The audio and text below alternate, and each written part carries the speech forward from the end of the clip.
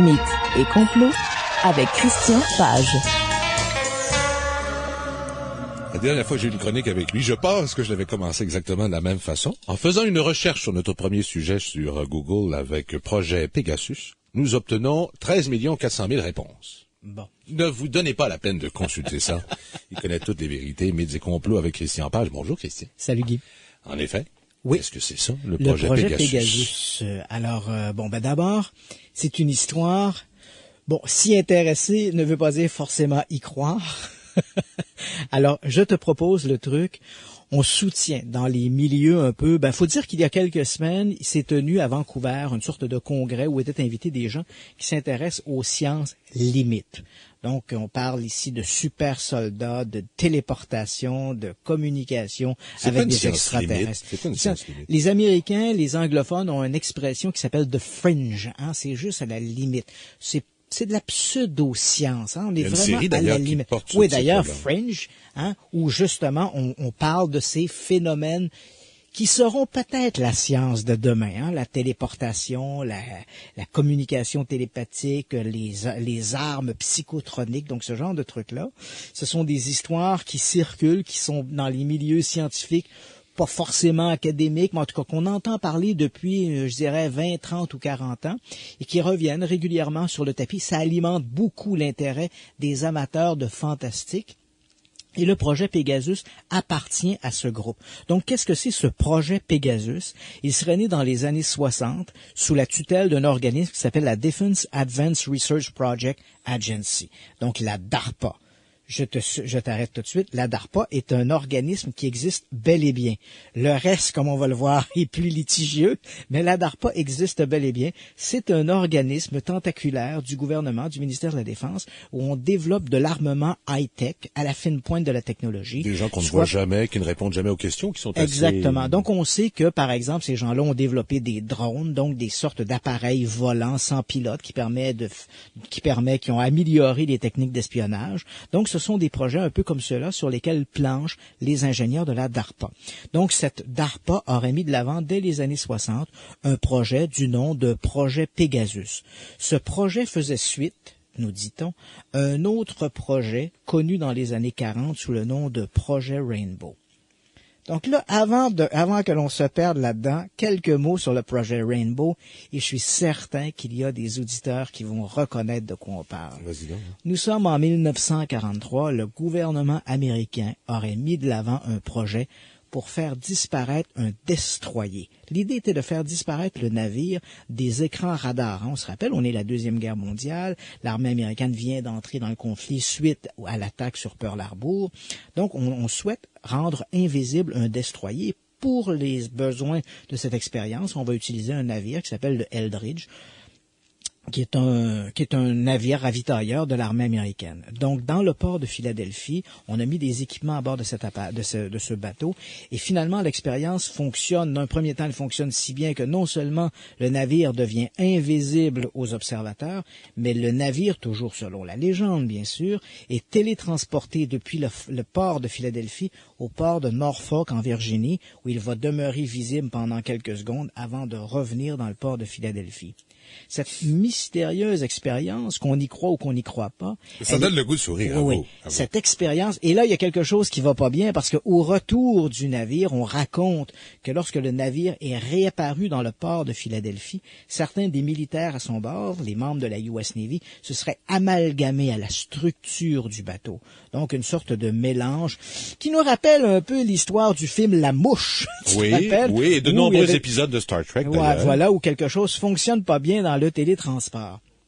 Ce projet, l'expérience de Philadelphie, est passé dans la littérature, dans la culture populaire. Il y a des dizaines d'ouvrages qui ont été écrits là-dessus, et je te dirais qu'il n'y a pas beaucoup de livres qui nous parlent de science fantastique, qui n'évoquent pas à un moment donné ou un autre la mystérieuse expérience de Philadelphie. Un film de série B, disons, a même été tourné sur cette histoire-là durant les années 80.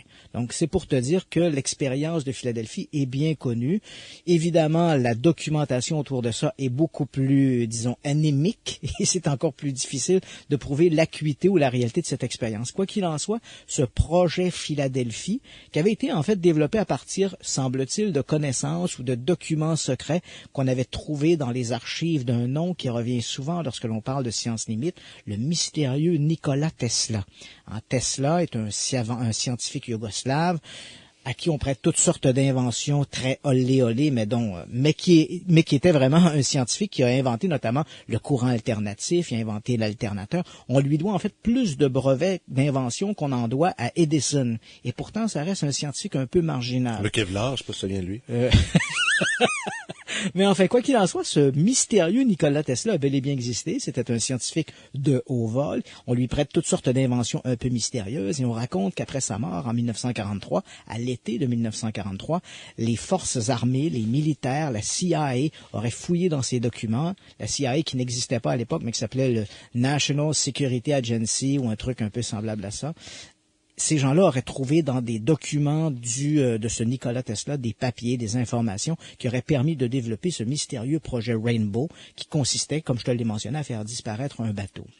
Après l'échec du projet, non pas que le télétransport n'a pas fonctionné, mais tu comprends que quand on a retrouvé des avant-bras et des mains dans la structure du bateau, on s'est dit qu'on allait revoir le système et donc on a mis le projet en veilleuse. Et puis voilà qu'en 1960, on ressort ce projet Rainbow et on le développe sous le nom de projet Pegasus. Donc, il s'agit d'une suite de ce fameux projet Rainbow.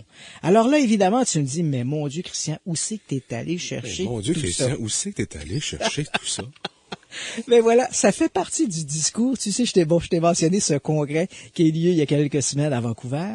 Ben, parmi les invités, il y avait un type qui s'appelait Andrew Basiago, qui est un avocat de Seattle. Oui, j'ai bien dit un avocat. Et un grand voyageur. Un grand voyageur. Et je suis pas convaincu que j'y confierais mes problèmes financiers ou mes problèmes légaux. Mais quoi qu'il en soit, ce Basiago soutient qu'entre 1968 et 1972, alors qu'il était âgé entre 7 et 12 ans, et tu vas comprendre le pourquoi, il aurait participé au projet, devenant ainsi le premier chrononaute du projet, parce qu'il faut bien lui donner une appellation. Si tu voyages dans l'espace, tu es un astronaute. Voyager à travers le temps, tu deviens un chrononaute. Et en fait, pourquoi des enfants? On nous dit que ce Basiago, évidemment, soutient qu'il n'était pas le seul. Quelques 140 enfants auraient été utilisés dans ce projet. Et pourquoi des enfants? Parce que les enfants, apparemment, s'adapteraient mieux que des adultes au voyage à travers le temps et à ce décalage spatio-temporel. Pas pire, à une époque où tout le potentiel informatique que le monde recelait tiendrait probablement aujourd'hui dans une carte de soins électroniques. Oui, absolument. Donc, le projet avait de nombreuses installations, dont l'une était la base de Camp Hero qui se trouve à Montauk, sur Long Island. Et ça, c'est assez amusant parce que cette fameuse base de Montauk, moi, j'y suis allé. Écoute, c'était au milieu d'un parc où on peut aujourd'hui s'adonner à faire du vélo, faire de la marche, de genre de trucs. Donc, des activités un peu estivales, ludiques. Et là, voilà qu'au milieu de ça, il y a quelques anciens bâtiments de l'armée américaine qui sont abandonnés, que n'importe quel comique peut passer par-dessus la clôture. Et on nous dit qu'en dessous de ça, il y aurait apparemment des installations tout à fait fantastiques. Des murs avec des bras. Ah ouais, des murs avec des bras. Et il y aurait là-dedans cette fameuse machine à voyager à travers le temps que notre dénommé Basiago décrit comme une sorte de tunnel. Il nous dit que c'était une machine avec un tunnel et les voyageurs étaient lancés dans le tunnel et se retrouvaient à d'autres époques. Est-ce que ça te rappelle quelque chose? Ou M. Basiago a beaucoup d'imagination, ou il regarde trop la télévision? Stargate. Rappelle-toi, dans les années 60, il y avait cette fameuse série à la télé qui s'appelait The Time Tunnel. 2 scientifiques perdus dans les labyrinthes des époques passées et futures lors des tout premiers essais d'un fabuleux dispositif, le chronogire. Donc... La description que nous donne Basiago ressemble étrangement à cette version du chronogire, cette série dans les années 60, à la fin des années 60, qui avait été popularisée et réalisée par Irwin Allen, qui était à l'époque le maître de ce genre de série. Coudon, aimé ça là, ce sommet. Oh oui. Et tu Très vois, instructif. ce type, ce Basiago, dit que non seulement il a voyagé à travers le temps, mais qu'il a également voyagé à travers l'espace. Il serait allé aussi sur la planète Mars à une époque, je crois que c'est en 2024. Il aurait rencontré des Martiens. Wow. Donc, ce genre de récit. Et quand on lui demande est-ce qu'il a une seule preuve pour appuyer ses dires, Basiago nous sort une photographie. Et je te la montre, je suis sûr que tu seras étonné par ce cliché. Donc voilà, ce cliché a été pris le 19 novembre 1963 sur le champ de bataille de la célèbre bataille de Gettysburg en Pennsylvanie. Rappelons les faits, été 1963, les forces nordiques et sudistes s'affrontent pendant quelques jours sur Gettysburg, et puis voilà qu'en novembre 1963, le président Abraham Lincoln se rend sur place pour faire un discours qu'on appelle d'ailleurs le discours de Gettysburg, où il souligne le travail des forces. Et voilà qu'une journaliste prend une photographie. Sur la photographie, on voit un enfant qui porte des chaussures qui semblent trop grandes pour lui. Et Basiago nous dit que cet enfant n'était nul autre que lui. C'est un peu faible comme preuve, me diras-tu. Mais juste assez pour un sujet de chronique. Voilà. OK, prochain sujet après la pause. Ben, écoute, je vais te parler de la Tunguska sibérienne. En passant, c'est Stéphanie Kowalek, 71, qui a inventé le crème blanc. Juste comme ça, Vous écoutez du Trisac le midi, il est 14h36.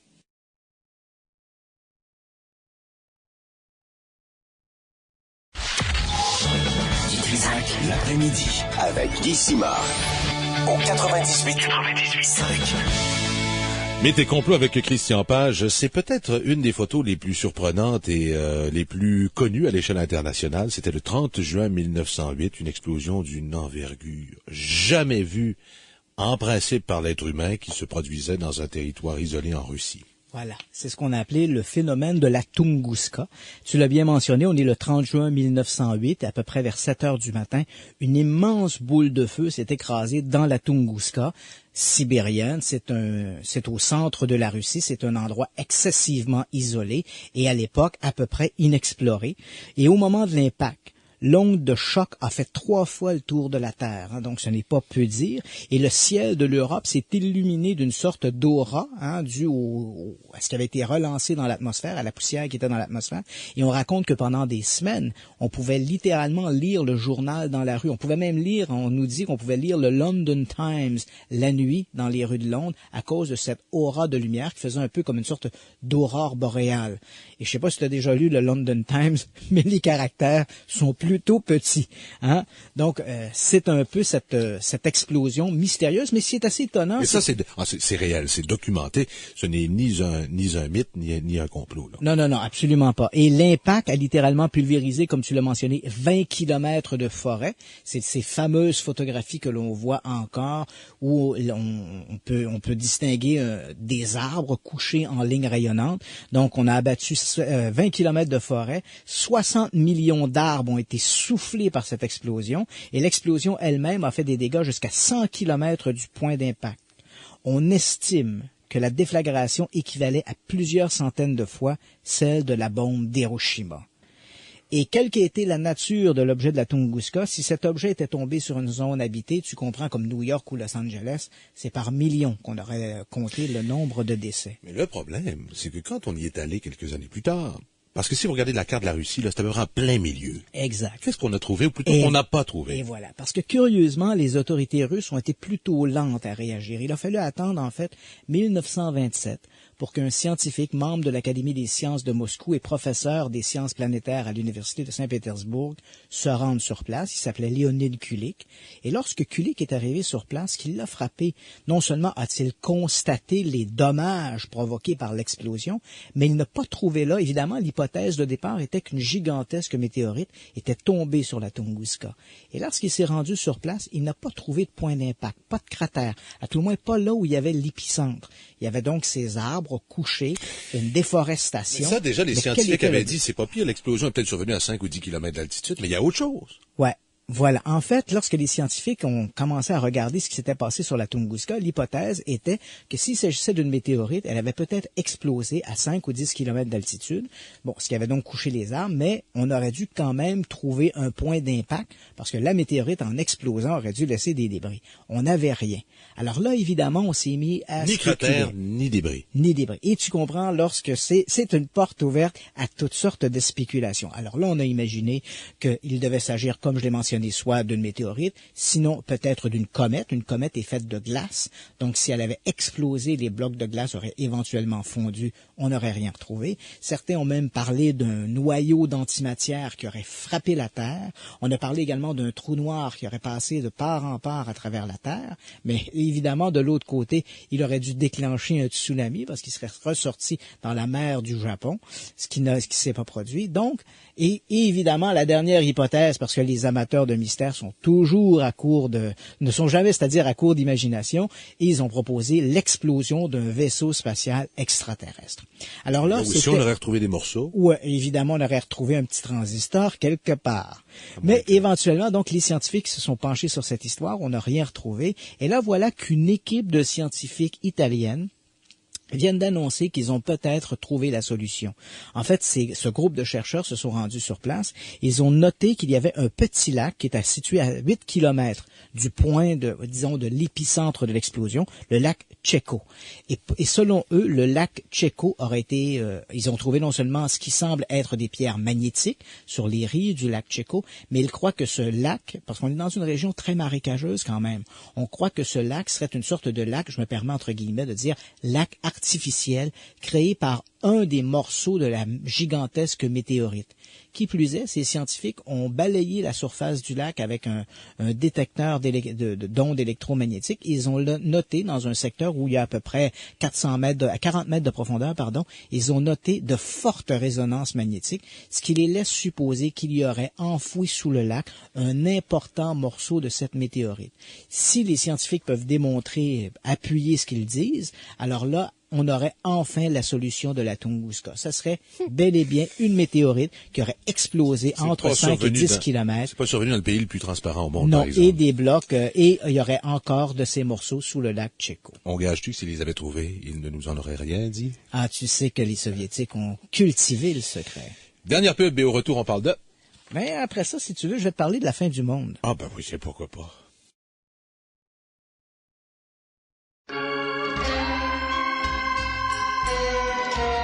Mythes et complots avec Christian Page.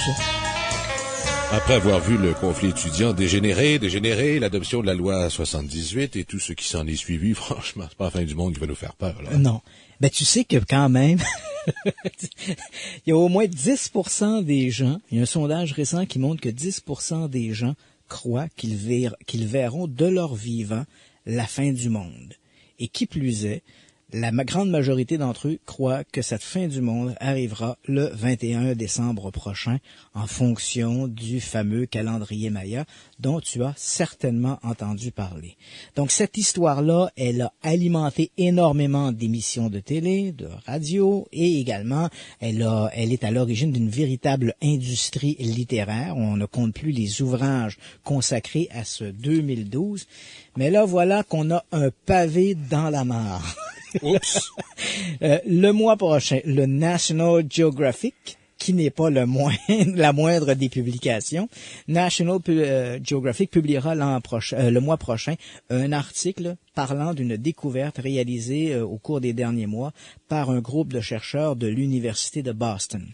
Ces gens-là ont découvert une fresque dans une cité maya qui se trouve au Guatemala, donc une cité qui est quand même connue depuis quelques années, mais la découverte elle-même remonte à 2 ans. Donc les chercheurs ont trouvé il y a 2 ans des artefacts, et là on a entrepris de déchiffrer ces artefacts. Certains d'entre eux étaient couverts de hiéroglyphes, et ces gens-là ont découvert que l'un de ces hiéroglyphes était en fait un calendrier. Donc on parle ici d'un calendrier qui est en fait le plus ancien calendrier maya connu à ce jour. En fait, il est de 400 ans plus ancien que le plus vieux des calendriers que l'on connaissait.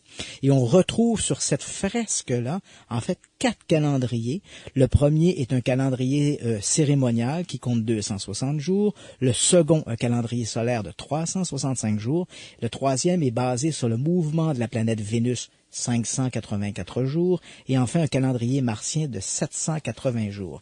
Et tu sais quoi? Non. Cette découverte-là montre que ce fameux calendrier maya va bien au-delà du 21 décembre 2012.